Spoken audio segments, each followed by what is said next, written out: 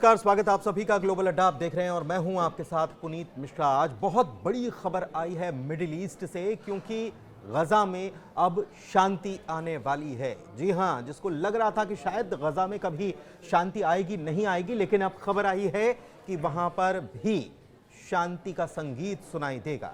पूरी खबर क्या है, हमास ने क्या कहा, इजराइल ने क्या कहा, और इस बीच जो मध्यस्थता करा रहे हैं उनका रुख क्या है, ये सारी चीजें समझेंगे। मेरे सहयोगी अंकुर जी मेरे साथ मौजूद है, सीधे उनके पास चलते हैं और उनसे समझते हैं क्या खबर आई है, क्योंकि बहुत बड़ी खबर आई है सर, और हर तरफ खुशियां छाई हैं, ऐसा कहा तो जा रहा है कम से कम। बिल्कुल पुनीत, बड़ी खबर है। बड़ी खबर इसलिए भी है कि पिछले 2-2.5 साल की बड़ी एक लड़ाई के बाद हमास और इजराइल के बीच में एक तरह से समझौता हुआ है, और जो तमाम शर्तें थी, मतलब सहमति थी डोनाल्ड ट्रंप ने जिस शांति प्रस्ताव को आगे किया था, लगभग बातें वही हैं। और ये अच्छी खबर इसलिए भी है क्योंकि पूरा मिडिल ईस्ट पिछले 1 साल में इसमें जला था। लेबनान में तबाही मची, सीरिया में भी बमबारी हुई, ईरान के साथ लड़ाई हुई, उधर यमन में हुतीज़ के साथ भी जंग हुई। तो एक तरह से कहिए कि पूरा का पूरा मिडिल ईस्ट इस जंग में शामिल था, और कतर पे भी अटैक हो गया इसी बहाने, और तमाम तरह का। और सऊदी अरब भी अलर्ट पे रहा। सऊदी अरब में भी कुछ ड्रोन्स चले गए थे जो ईरान ने भेजे थे सीमा पार करके। तो ये तमाम चीज़ें थी। तो ये चीज़ें अब ख़त्म होगी और उम्मीद है कि शायद गज़ा में कुछ शांति बहाल हो। लेकिन अब ये देखना बड़ा दिलचस्प होगा कि क्या सत्ता हमास के पास आती है या नहीं। वो एक प्रैक्टिकल पॉइंट, उस पर नज़र रखनी है। अच्छा, ये 2 चरणों में ये बात कही जा रही है कि 2 चरणों में हो जाएगा। प्लान जो है ये 2 चरणों का है। पहले चरण के लिए दस्तखत हुए हैं, तो थोड़ा सा इसके ऊपर हम आपसे समझना चाहेंगे कि पहले चरण में क्या कुछ होने वाला है, और उसके बाद सेकंड फेज कब शुरू होगा, क्या शर्तें हैं पहले चरण की, इसके बारे में कुछ बताइए। देखिए, मोटी मोटी तो शर्तें ये हैं कि जो हमास के पास करीब 48 बंधक है, उसमें से शायद 50-60% तो डेड है, उनकी डेड बॉडीज़ हैं, वो वापस आएंगी। 20 एक बंधक माना जा रहा है कि शायद जिंदा हैं, वो वापस दिए जाएंगे इसराइल को। बदले में इसराइल भी हमेशा की तरह, जैसे वो पिछले 10-20 सालों से होता आया है, कि एक बंधक के बदले करीब 100 फ़िलिस्तीनी छोड़े जाते हैं, है ना। ऐसा रहा है, एक मैथमेटिकल एक फार्मूला रहा है। तो करीब 2000 फ़िलिस्तीनियों को छोड़ा जाएगा जो इजराइल की जेलों में बंद हैं। ठीक है। दूसरा पॉइंट ये है कि इजराइल की जो सेना है, IDF, इजराइल डिफेंस फोर्सेस, वो पुल आउट करेगी, पुल आउट करेगी वहाँ से। और गाज़ा में एक नई काउंसिल बनेगी जो एडमिनिस्ट्रेशन को देखेगी। साथ ही जो एड्स है जो वाया इजराइल के थ्रू जा रही है, वो अब डायरेक्ट जाएगी वहाँ, एड में कोई प्रॉब्लम नहीं होगी।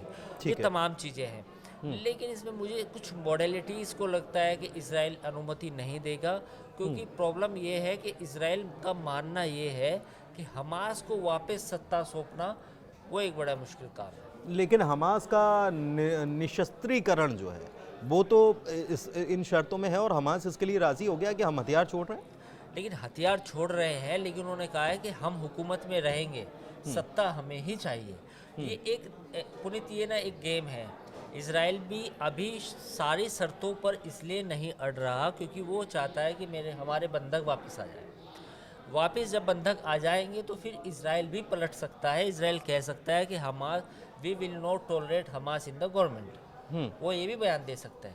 उधर हमास भी ये चाहता है कि हम गवर्नमेंट हमें मिल जाए। हम फिलहाल फौरी तौर पर इस बात के लिए एग्री हो जाते हैं कि we will not raise any weapon, हम कोई हथियार नहीं रखेंगे, हम कोई हथियार रेज नहीं करेंगे, उठाएंगे नहीं, हमला नहीं करेंगे। बट लेटर ऑन गवर्नमेंट तो हमारी है, वो तो हम कभी भी उठा सकते हैं हथियार।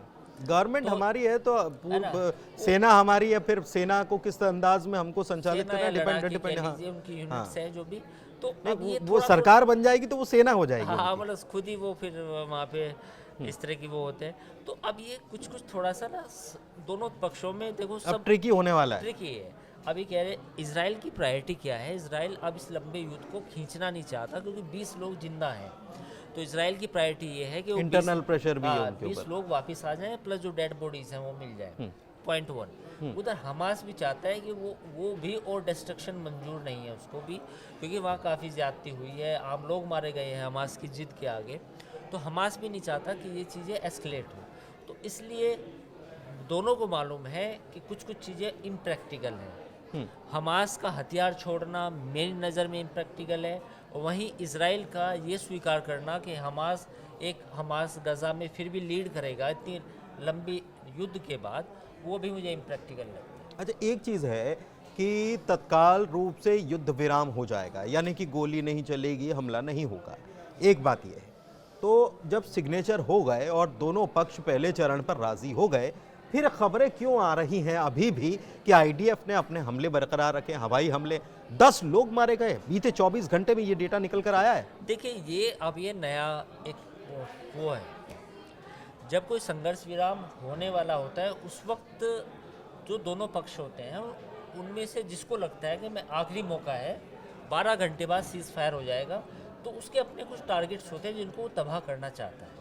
तो ये वही पॉलिसी है इजराइल को, जैसा कि ऑपरेशन सिंदूर के दौरान भी हमने देखा था। हाँ बिल्कुल, हाँ। वही देखा था, मैं वही बात जिक्र करना चाहता था कि हमें मालूम था कि पाकिस्तान जो है ये समझौता करने वाला है हमारे साथ, गिड़गिड़ा रहा था।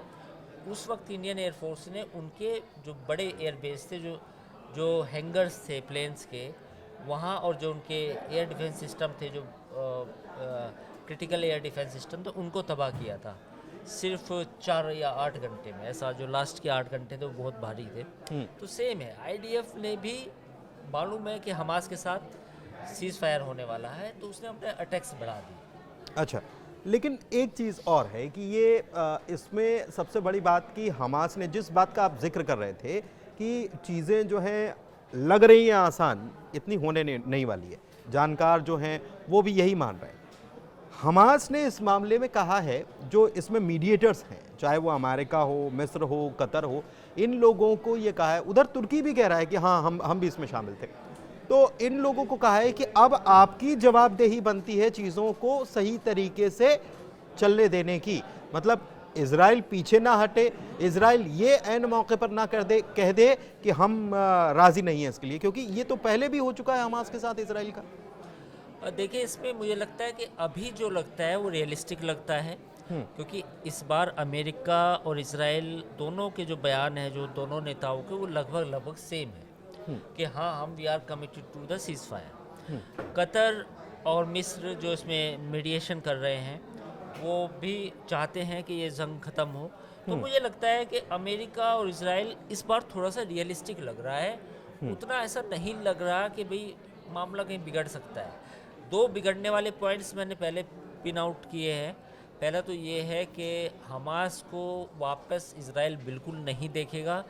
ये सीज़ फायर में जैसे ही अदला बदली हो जाएगी पूरी, 2000 फिलिस्तीनियों, पहला चरण जब कंप्लीट हो जाएगा, मतलब पहला चरण मतलब जो कंप्लीट हो जाएगा, तो हो सकता है कि दोनों वापस हो भी जाए, ख़त्म हो जाए सीज़ फायर। ये मुझे आशंका है। अच्छा, ये आशंका नज़र आती है। इस बीच कुछ अपडेट्स आपको दे दें कि ये जो मध्यस्थता है, ये कौन कौन करवा रहा था, इसको समझना ज़रूरी। स्टीव विटकॉफ थे अमेरिका की तरफ से, मिस्र और कतर की तरफ से तो इसमें मध्यस्थता हो ही रही थी, लेकिन अमेरिका की मुख्य भूमिका है। तो अमेरिका की तरफ से ट्रंप साहब जो हैं, प्रेसिडेंट जो हैं, उनके दामाद भी पहुंचे हुए थे और वो यहाँ पर कर रहे थे। दूसरी तरफ अगर इजराइल की बात कर ली जाए तो इजराइल की तरफ से शिन बेट जो है उसके प्रमुख वहाँ पर इसमें मीडिएशन के लिए पहुँचे हुए थे, मतलब वो बातचीत करने के लिए पहुँचे थे। इनडायरेक्ट बातचीत हुई है। और खलील अल हैया जो हैं वो हमास की तरफ से पहुँचे थे, वो गज़ा के प्रमुख हैं। तो ये बातचीत तो हो गई। इस बीच एक खबर आ रही है, कहा गया कि 72 घंटे में ये सब कुछ हो जाएगा, और ये जब 72 घंटे में ये सब कुछ हो जाएगा तो ट्रंप पहुंचने वाले हैं कहाँ, मिस्र। और ये भी कहा जा रहा है कि वो गज़ा भी जा सकते हैं, लेकिन पहले गज़ा जा सकते हैं लेकिन मिस्र तो जा रहे हैं। इस रविवार को ये खबर आ गई। हाँ बिल्कुल, डोनाल्ड ट्रंप क्रेडिट लेना चाहेंगे, वो कहेंगे कि मैंने युद्ध रुकवा दिया है। अभी कह रहे हैं वो कि 7वें के बाद 8वें पे काम कर रहे हो।